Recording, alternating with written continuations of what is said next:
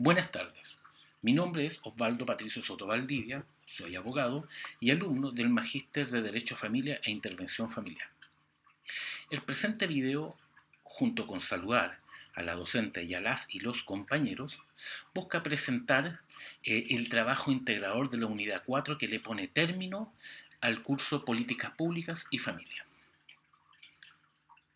He elaborado un mapa conceptual al cual he llamado Mapa Conceptual de Políticas Públicas en Materia de Familia, un ciclo permanente en Chile.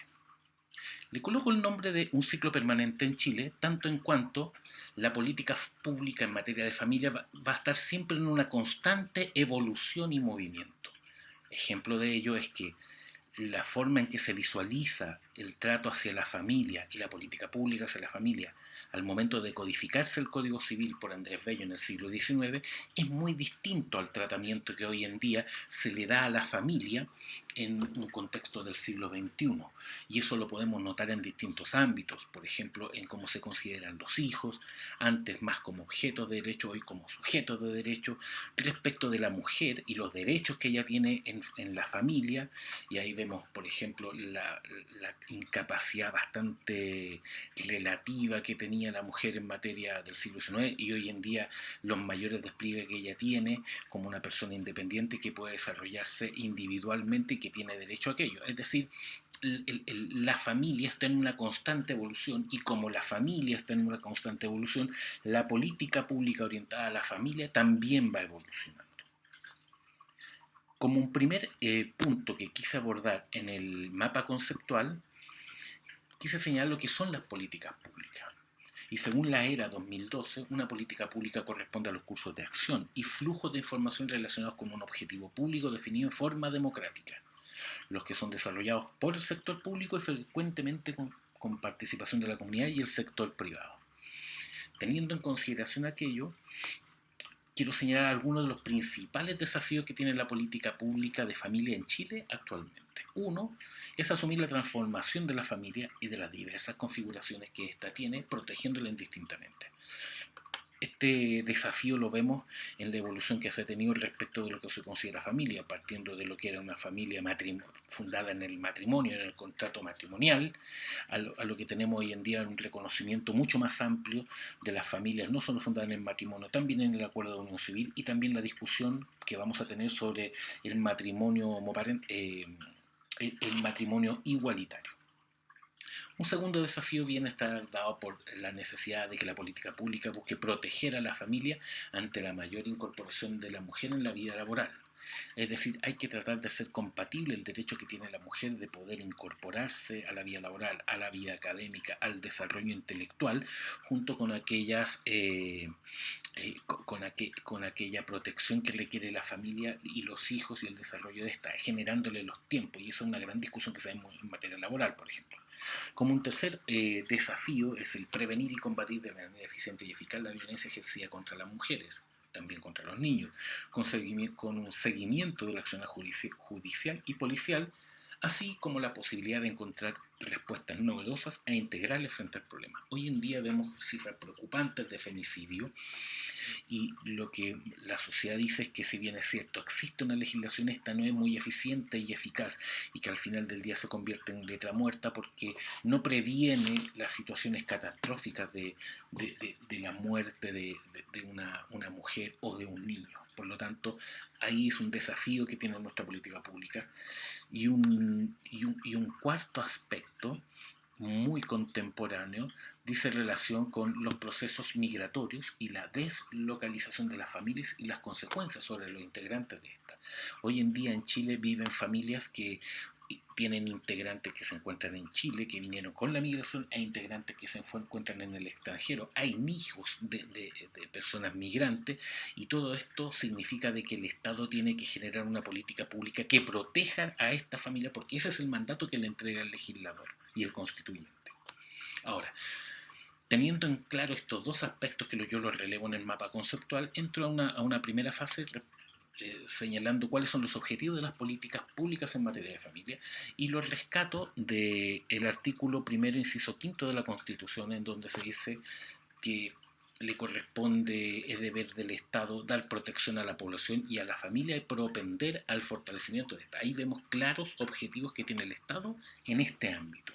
¿ya? Y por lo tanto eso lo podemos desglosar en un resolver pacífica y razonablemente los conflictos en el ámbito familiar, es decir, todo aquello que sea en torno a las pensiones de alimentos, relación directa y regular, por ejemplo, organizar pacíficamente la convivencia de la familia, es decir, cómo regulamos el quiebre matrimonial, por ejemplo, y ahí tenemos toda la normativa relativa al divorcio, o cómo resolvemos problemas del ámbito familiar que se pueden dar ya sea con violencia, etcétera. Y hay ciertos principios de las políticas públicas de familia que dice en relación con que al detectarse un problema o conflicto en el ámbito de familia, se puede adoptar la decisión de dar inicio a una política pública y en ese momento se decide si la política pública será focalizada, es decir, orientada en aquellos más vulnerables o generalizada. Y ahí tenemos el principio de subsidiariedad y el de intervención social. Teniendo en cuenta estos tres aspectos es que uno puede entrar derechamente a dar inicio a este ciclo de las políticas públicas en materia de familia. Y un primer momento lo tenemos con una detección de un problema. Y la detección del problema puede venir ya sea de la visión que tiene un determinado gobierno respecto de una situación que quiere abordar para propender a la protección de la familia o de un requerimiento de la sociedad civil. Hoy en día tenemos una situación, detección de un problema que ha sido levantado por un requerimiento de la sociedad civil y que se ha engarzado en un programa de gobierno, como es, por ejemplo, regular el tema del matrimonio igualitario, ¿ya? Un segundo momento es el de la identificación de las soluciones viables. Es decir, cuando se detecta un problema, las organizaciones de la sociedad civil pueden explorar y proponer algunas soluciones viables, o también las fuerzas políticas de acuerdo a su orientación filosófica o ideológica, e inclusive aquellos servicios públicos que, interactuando con la familia, detectan estos problemas pero se ven carentes de las herramientas para poder enfrentarlos. Cuando ya se tienen identificadas estas soluciones, pasamos al tercer momento, que es la toma de decisiones, en donde por un momento tenemos una fase prelegislativa que está en manos del gobierno, en donde el gobierno obviamente interactúa con las organizaciones de la sociedad civil para crear lo que se puede decir una propuesta de proyecto de ley que se traduzca en las políticas públicas, y un segundo, una fase legislativa, que es ya el debate democrático que se genera en el Congreso para los efectos de poder definir y darle forma y darle cuerpo a esta política pública. El cuarto momento es el momento de la implementación, y la implementación le compete a los servicios públicos, que son aquellos que tienen que aterrizar la política pública a través de planes que definen áreas de intervención. Por ejemplo, si queremos proteger a la familia, pueden haber planes intersectoriales en donde intervenga salud, intervenga vivienda, Ministerio de Desarrollo Social, y a través de programas que son la materialización o el aterrizaje de los planes en áreas concretas y específicas, como por ejemplo un programa un programa focalizado en la localización de familias en viviendas de mejor calidad que se puede estar diseñando en una determinada área en donde existan riesgos, ¿ya? La implementación también tiene un rol partícipe en la sociedad civil, tanto en cuanto es la sociedad civil la que difunde cómo se está implementando y también puede tener una visión respecto de aquello. Implementada que sea, vamos a entrar inevitablemente en una etapa de evaluación de la política pública. Y la evaluación le compete realizarla al gobierno, a los servicios públicos, a la judicatura y a la sociedad civil. Es decir, estamos constantemente realizando un análisis de si la política pública respondió, se mantiene alineada con los objetivos de las políticas públicas en materia de familia, propende, protege a la familia, o si hay ciertos aspectos que deben corregirse y mejorarse. De ahí nosotros obviamente podemos llegar a una parte de ajuste de la política pública, y ese ajuste de la política pública busca en definitiva que ésta esté lo más posible y alineada con la realidad, ¿ya? Que afecte, que aborde de la mejor forma la realidad social, que de esa forma responda a los requerimientos, que no sea una política pública. Es decir, la sociedad, la familia se mueve en un espacio social, y obviamente la política pública, si no se conecta con la realidad, si no es capaz de sintonizarse, se convierte en letra muerta, y tenemos muchos cuerpos legales que son letra muerta. A veces se trata de pensar de que a través de la política pública podemos cambiar comportamientos sociales, pero eso es bastante complejo y es más propio de de momentos dictatoriales o de momentos en donde la voluntad de la sociedad se ve conculcada. En una sociedad democrática, obviamente las políticas públicas tienen que ir adaptándose a la realidad. Y por eso es que desde el ajuste de las políticas públicas, nuevamente podemos dar inicio al ciclo de las políticas públicas, retomando en el objetivo, retomando en cuáles son los fines y los principios. Como se puede observar, mi mapa conceptual cree y plantea que la política pública en materia de familia tiene que ser un ciclo. Es un ciclo permanente, constante, que en el tiempo va paulatinamente instalándose, monitoreándose, evaluándose y ajustándose para entrar en nuevos procesos. Eh, es, es, es precisamente fundamental tener en claro de que la herramienta jurídica y la política pública en cuanto a herramienta tiene que necesariamente ajustarse a la realidad. Como conclusión, puedo señalar que la política pública en materia de familia es fundamental en una sociedad democrática. Es fundamental tanto en cuanto va a apuntar a aquellos cimientos de nuestra sociedad, al núcleo fundamental de la sociedad, a aquel aspecto en donde, aquel ámbito en el cual comienza el desarrollo del ser humano en una sociedad.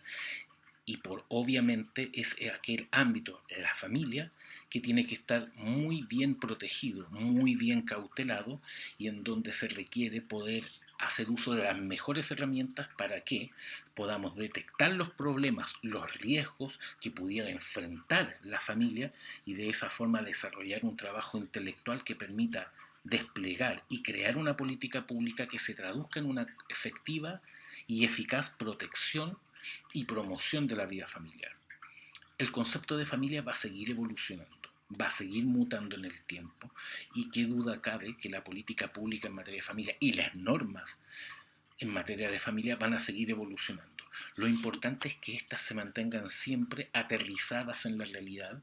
y no se conviertan en letra muerta, porque a la hora en que las normas y las políticas públicas se convierten en letra muerta, ese es el momento en que la familia corre mayor peligro, tanto en cuanto la solución a dichos problemas puede quedar entregada incluso a la autotutela. Con esto quiero despedirme, quiero dar las gracias a la docente, quiero dar las gracias al magíster, tanto en cuanto me ha permitido poder acceder a una serie de conocimientos en materia del desarrollo de políticas públicas que en la época de pregrado, cuando estudié Derecho, no las había podido abordar. Muchas gracias.